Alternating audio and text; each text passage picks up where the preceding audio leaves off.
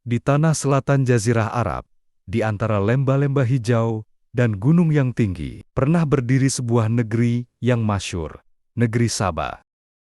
Sebuah kerajaan yang dikaruniai kemakmuran, peradaban maju, dan rakyat yang hidup damai di bawah naungan nikmat Allah. Namun di balik kemegahan itu, tersimpan kisah yang mengguncang sejarah. Kisah nikmat yang berubah menjadi azab, karena kesombongan dan keengganan untuk bersyukur. Inilah kisah negeri Saba. Kisah yang diabadikan Allah dalam Al-Quran, sebagai pelajaran bagi umat hingga akhir zaman. Al-Quran menyebut, sungguh, bagi kaum Saba terdapat tanda kekuasaan Tuhan di tempat kediaman mereka. 2 kebun di sebelah kanan dan kiri. Quran Surat Saba ayat 15. Di masa itu, Saba adalah negeri dengan tanah yang subur luar biasa. Terletak di wilayah Yaman kuno, tepatnya di Lembah Marib. Negeri ini menjadi jalur utama perdagangan antara selatan Arab, Afrika dan Syam. Gunung-gunungnya hijau, air mengalir dari waduk besar. Dikenal sebagai Bendungan Marib, yang menjadi mahakarya teknik pada zamannya. Bayangkan, sawah dan kebun kurma terbentang sejauh mata memandang. Angin membawa aroma bunga dan madu. Rakyat hidup makmur, tidak ada kelaparan, tidak ada kemiskinan. Mereka berkata satu sama lain dengan penuh rasa syukur. Makanlah dari rezeki Tuhanmu dan bersyukurlah kepadanya. Negeri yang baik dan Tuhan yang Maha Pengampun. Namun, waktu berjalan, rasa syukur mulai bergeser menjadi kebanggaan. Kebanggaan berubah menjadi kesombongan. Dalam sejarah yang dibawa oleh para ahli tafsir, di antara raja-raja Saba, ada seorang ratu bijak bernama Bilqis. Ia dikenal lembut, namun tegas dan berhikmah. Ketika berita tentang Raja Sulaiman alaihissalam sampai kepadanya, seorang nabi yang bukan hanya memerintah manusia, tapi juga jin dan hewan. Ratu Bilqis pun tertegun. Ia menerima surat dari Nabi Sulaiman yang berbunyi, dengan nama Allah yang Maha Pengasih lagi Maha Penyayang. Janganlah kamu berlaku sombong terhadapku. Dan datanglah kepadaku sebagai orang-orang yang berserah diri. Quran Surat An-Naml 30-31. Ratu Bilqis tak gegabah. Ia mengumpulkan para pembesar kerajaannya, bermusyawarah dengan bijak. Namun ia tahu, kekuasaan dunia tak akan sebanding dengan kekuasaan Tuhan. Dan akhirnya, setelah menyaksikan keajaiban singgasana yang dipindahkan oleh seorang yang diberi ilmu dari kitab, ia berkata dengan penuh tunduk, "Ya Tuhanku, sungguh aku telah menzalimi diriku sendiri, dan aku berserah diri bersama Sulaiman kepada Allah, Tuhan semesta alam." Quran Surat An-Naml, ayat 44. Begitulah, cahaya tauhid menyinari istana Saba.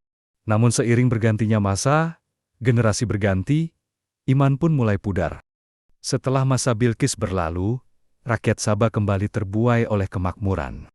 Bendungan Marib yang dahulu menjadi sumber kehidupan, kini mereka anggap sebagai simbol kehebatan manusia, bukan lagi karunia Allah. Mereka mulai menyembah berhala, meninggalkan ibadah kepada Tuhan yang Esa. Rasa aman membuat mereka lalai, rasa cukup membuat mereka lupa bersyukur. Allah menguji mereka dengan ujian yang lembut pada awalnya. Hujan yang tertunda, hewan ternak yang berkurang, namun mereka tak jua kembali. Dan ketika batas waktu datang, bencana besar itu terjadi. Al-Quran menyebutnya dengan kalimat pendek namun mengguncang. Maka kami kirimkan kepada mereka banjir besar. Dan kami ganti kedua kebun mereka dengan 2 kebun yang ditumbuhi pohon-pohon yang berbuah pahit.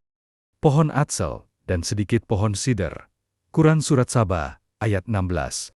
Bayangkan malam itu. Langit mendung, pekat. Air menumpuk di bendungan yang megah. Dindingnya mulai retak. Rakyat masih tertidur dalam kesenangan, tak menyadari bencana sedang menanti. hingga fajar tiba. Air bah besar menerjang lembah, menghancurkan ladang dan rumah, menenggelamkan kebun yang dahulu hijau menjadi tanah gersang. Burung-burung berhamburan, pohon-pohon tumbang. Dan negeri yang dahulu megah berubah menjadi puing-puing sejarah. Sabah pun berakhir, bukan karena perang, bukan karena musuh, tapi karena lupa bersyukur. Banjir besar itu tak hanya menghancurkan tanah mereka, tapi juga memecah persatuan bangsa Sabah. Sebagian berpindah ke utara, sebagian ke Hijaz, sebagian lain ke Syam dan Yaman Timur. Dari sinilah muncul berbagai kabilah besar seperti Azad, Gesan, Kindah, dan lainnya, yang kelak memainkan peran penting dalam sejarah Arab pra-Islam. Namun akar dari semua itu sama. Mereka adalah kaum yang pernah diberi nikmat besar, lalu berpaling, lalu dipecah belah. Kisah Sabah bukan sekadar sejarah.